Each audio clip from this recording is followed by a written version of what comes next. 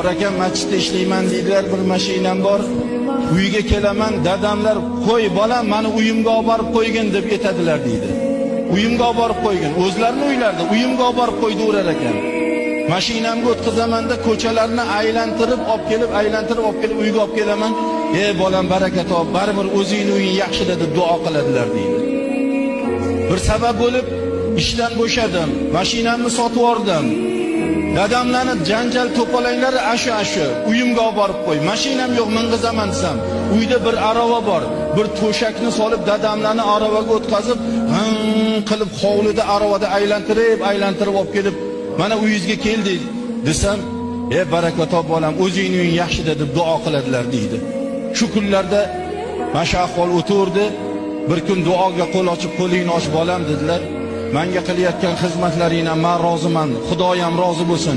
Iloho orqangdan dunyoni podsholari yursin deb duo qildilar deydilar.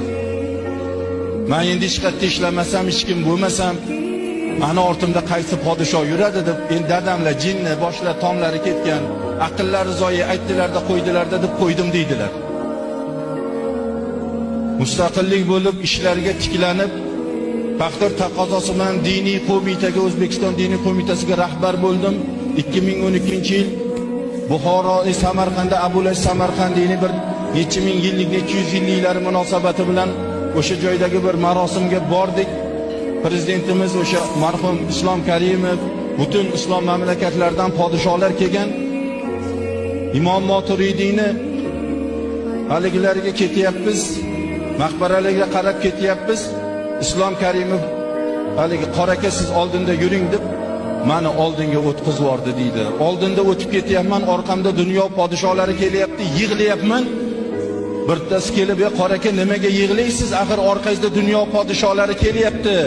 Yig'lamang, nimaga yig'laysiz?" desam, bir paytlar otam, "Bolam, men sendan roziman. Dunyo podsholari orqangdan yursin deb duo qilsalar, dadam jinnida endi aqllari yo'q, aytib qo'ydilarda deb yuribman. Dadamlarning o'sha duolari ijobat bo'lgan ekan, mana podsholarning oldida yuribman" degan ekanlar.